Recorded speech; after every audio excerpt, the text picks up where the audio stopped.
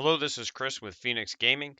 Today we're going to do a second tournament recap. I've already completed my second tournament so far this year, and we're going to talk about how that went. It was a 20 plus player RTT.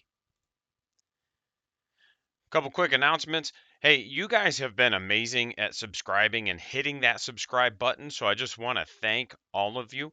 We are building a wonderful community here, and I appreciate it. And I appreciate that everybody is taking the time to hit that subscribe button. You guys are awesome. Again, big shout out to militarygamingcommand.org. I am working with some veterans to create a veterans only 40K team. We will be running at events. So we will be kind of advertising and doing what we're supposed to be doing for this nonprofit organization who specializes in using gaming to help veterans and reach out to veterans and service members. Thanks. So we did the tournament. This is my list. It's actually a list we've talked about before. It's the Archon, it's a Space Raid, Succubus, a Homunculus, some Blood Brides, Trueborn, Cablites, Rax, Grotesques, blah, blah, blah, blah, blah. It's all there. That's basically what I've been running for a while now. And I've gotten, 7 total competitive games that are ITC ranked under the belt, 2 tournaments, and 1 league game, with my second league game coming up here soon. Round 1, I was up against a guy named Ben and his Ynnari list. Ben was a lot of fun to play with. We were both kind of goofing around and having a good time. We both evidently like watching a lot of the same shitty movies, so that was pretty cool. It's one of my favorite things about tournaments is getting those interactions with people where you don't normally know these people and then you just kind of get to goof off and have a good time with somebody. So some things about this game, I did go second, and this becomes an important story. I think Abhor the Witch was a bad take. Not that I couldn't have scored more, but a lot of his wizards didn't have to cross mid board. And because of that, I was going to struggle to get to them because of the way his list was built. It was a very interesting list. It was honestly very standard in terms of a craft world list. He just happened to slap Ynnari on it, but it was a pretty good list, and he ran it pretty well. I did struggle to hold some objectives, as you can see from the primaries. I only scored 4 every turn, and that isn't necessarily a big issue. It's one of the areas with this army I have struggled, and I have gotten better at understanding how to control the table with such a not disposable, with such a paper mache force, right?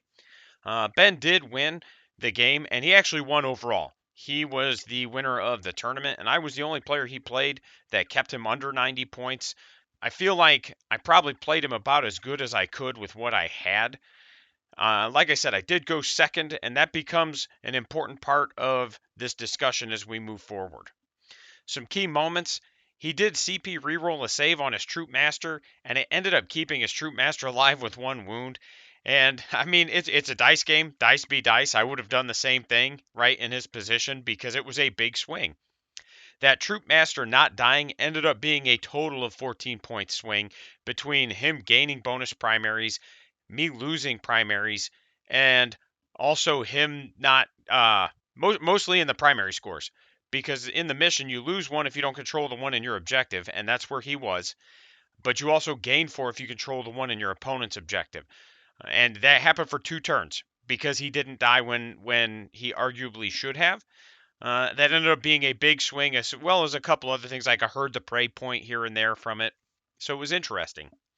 And it was actually really funny. We had a good laugh about it. Like, he and I were both like, okay, I guess this guy's just not dying. But it is what it is. And then another thing that happened was Drazar completely whiffed. I charged it into the Incarn. The Incarn only had like 5 or 6 wounds left because I had dumped just a bucket of poison into it and then the Tantalus. And I got it shaved down to like 4 or 5 wounds. I forget exactly where, right? So I thought, okay, well, I can charge Drazar in. Drazar does 3 damage and 4 damage on wounds of 6s. If I can hit 2, if I can get 2 of these to go through, she's dead. Because it rounds down, or rounds up, so 3 becomes 2. So if he fails 2 of them, or 3 of them, whatever, she's dead, right? And if I can do that, that's huge. And even if it knocks her down to 1 wound, right, it's still pretty big because of the way the game panned out. She would have died. but because he didn't do anything to her, she didn't.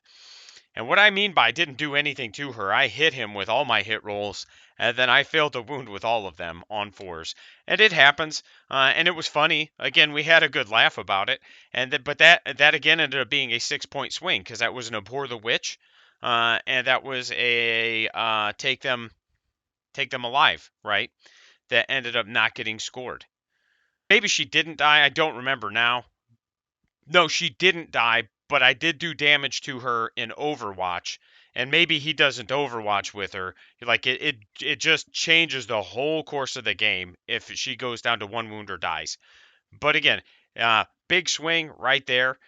Is there anything that I could change, that I could control, that I would change? I would definitely take something else besides Abhor the Witch. I feel like banners would have done me pretty well. I was able to stay on one or two objectives most of the game, and even if I'd have only stayed on one the whole game, 5 points is better than 3 points, right? Round two, I played against Ted and his Orks. Ted was an awesome guy, real nice. I ended up going first. Again, this becomes a key element to my interactions with this army. I am an orc player, right? And I'm playing Drukhari at the request of my daughter, and I'm having a good time with it, but I miss my orcs. And I knew this guy's army better than he does. And that's not good, right? Because I play orcs whenever I can, and I just like sit and read the orc codex as much as I can. It's not a good interaction for him. My poison tongue really hurt his large numbers of boys. I think he had the potential to score well with his army, but the poison tongue just giving him an inherent -1 to his combat attrition meant that he was picking up boys on ones and twos almost the whole game, and then sometimes on threes because he didn't realize that the mob rule doesn't ignore combat attritions, it just treats you as being over half strength. So I was able to modify his combat attrition, and he was just picking up fistfuls of boys in the leadership phase.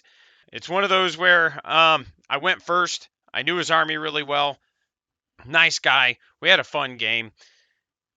Just this is the way it is. I was able to control the table completely. What did help was the Incubi and Drazar charged into. He had a clump of characters in the middle of the board. I was able to tag pretty much all of them with those two units, and all his characters evaporated in one round, and that basically took his melee out of the game because he was running a Bad Moon shooting list. And I do think there's play for Bad Moon shooting lists, and I'll do a follow-up video on that, but I just don't think he had the right ingredients to make the secret sauce. Round three, I got Votann again. This is the second tournament in a row in which I've played Votann. They're an exhausting army to play against. Drukhari's an exhausting army to play with, so I was just kind of tired by the end of this one. Again, I did go second. The terrain was a little rough for melee. There was a lot of big lanes and gaps. We actually ended up having to house rule that the terrain feature on our deployment zone blocked first floor, because had we not done that, I wouldn't have even been able to hold any of the objectives on the table. He would have been able to shoot me off of every single one of them. So it was one of those where, and I'm not putting the TO down. He's a relatively young guy, really new to TO, really new to organizing tournaments, and he's making incremental changes to make himself better. So again, big shout out to Michael. He's doing a great job. I'm not putting him down. I'm just simply saying that the terrain on the table we played on wasn't very good for me. Again, you can see I took Herd the Prey, raise the banners, take them alive.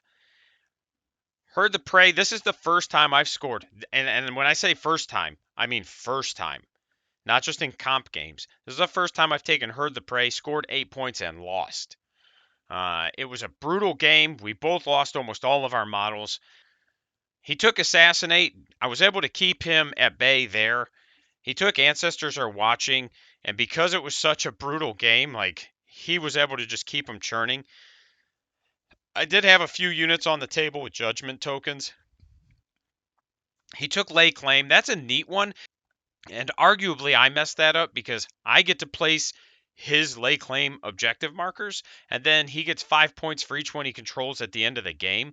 I wasn't really thinking about it, but I could have really spread them out a bit more.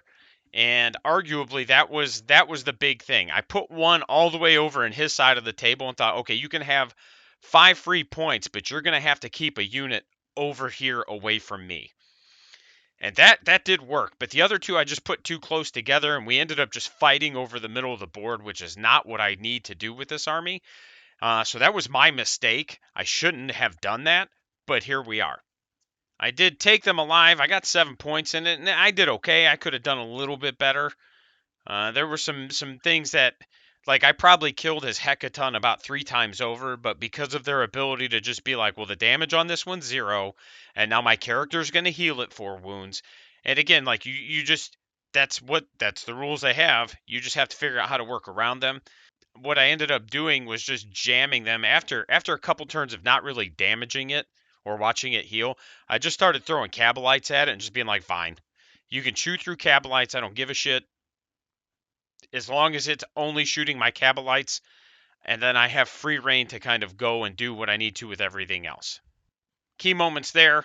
Honestly, I could have walked away with a tie or maybe even one had I positioned a little bit better turn 5. And that's on me. It's one of those where I probably should have looked at maybe potentially putting up a banner because I had a unit that didn't have a judgment token. And if I could have gotten that in a position, and I didn't even think about it at the time, again, was getting exhausted because that game was such a slog. But if I could have put up a banner with a unit that didn't have a judgment token, I can deny him 1 point. And then in addition to that, if I can keep him off of the lay claim objective, which I absolutely could have. I could have. And honestly, I did. But I didn't realize at the time, and I didn't even think to ask him, the strat he used to heroically intervene with his Hecaton can't be used on the Hecaton. It can only be used on, I think, the bikes and the troops. And I'm not upset. It's one of those where I think he just genuinely didn't know, and honestly, he'd have still won by 1. So without me having put up that banner or anything, he'd have still won by a single point. So it does, it's one of those where at the end of the day, it doesn't change a lot. But it's something that I need to make sure I look at or am asking, hey, man, can I see that? Because that's on me. He said it could work, and I was just like, yeah, okay, that's on me. I should have asked him. And again, I don't think it was malicious. I think he just genuinely didn't know. He was a super nice dude. We had a super fun game, and it was a slog. But again, had I just positioned a little bit better, I could have walked away with a win or a tie. My takeaway so far in 2 tournaments and 1 league game, all of which are ITC ranked. So these are all competitive events. These aren't just like me playing with the homies in the basement. Although arguably me playing with the homies in the basement can be just as sweaty as some tournaments. I'm 3-4, okay? And I have a 100% go first win rate and a 0% go second win rate in competitive games with this army. And that's an interesting statistic, and I've been doing a lot of thinking on why this is. I think the Tantalus, as fun as it is a big part of why that interaction is happening, because I've got about 300 to 400 points in reserves when you account for the Tantalus and the people inside of it. And when I go second, that means there's 2 movements and 2 shooting phases my opponent gets before it hits the table. And it being on the table is only going to make it worse, because the Tantalus can be targeted as long as my opponent can see it because it has 18 wounds. So I think for competitive games, in order to help balance out this go first, go second win rate issue, that's the first thing I address is I get rid of the Tantalus. I love it. It's fun. It does work. Like, even in that game into Votann, it did damage. It did work. Into my game with Ben, it did damage. It did work. Every game, it was very good. But I think it's a big part of this go second is a slog or is really hard for me issue. So I'm going to be testing that out this weekend. I'm thinking about switching to Blackheart. I've got a test list that drops the Tantalus and picks up Blackheart. My thinking there is that if the Incubi, because it's a space raid, if the Incubi and my transports all have turn 1 advance and charge, that can help keep my opponent from maybe being as aggressive as they normally would be, because normally I'd be getting turn 2 advance and charge. So even though they might get 2 movement and 2 shooting phases, if they know that turn 1, if they overextend, I'm going to be able to at least tag them with stuff, that might help kind of keep them at bay a bit more. I will say in competitive games, I'm averaging 73 points per game, which is higher than the Army average according to Goonhammer stats. And you can look them up. You can just do a search for 40k Goonhammer stats. They've got a pretty comprehensive website. They're not perfect because they just kind of collate data from BCP, so it doesn't adjust or account for some of the errors that can happen with BCP, but it gives you a pretty good idea. At 73 points per game, I'm about 11 points higher than the average. In losses, I'm averaging 57.5 points per game, which is actually, it's not 4.5. I think it's actually just 4, but we'll call it 4.5 because I can't remember if it's 61 or 62. But anyway, I'm about 4.5 points below the Army average because, like I said, the Army average is right around 62. So my losses are almost to what most people are scoring on average with this Army, which tells me I'm scoring and playing well, and I am just struggling when going second. Like that is a big issue that I'm having. Trust me, my play group has heard me just brainstorm, theorize, and as much as I can to think about ways to overcome it, ways it's interacting that way. Why is it this way? So I am working on it. Herd the Prey is a linchpin secondary, and what I mean by that is if I don't score 8 points in it, I'm losing. And that has been my interaction every game, not just competitive games. That Votann game that I lost by 6 is the only game I've scored 8 or more on, and I've lost that game. Outside of that, if it's 8 or higher, I win. If it's less than 8, I lose. And that's just been the way it is.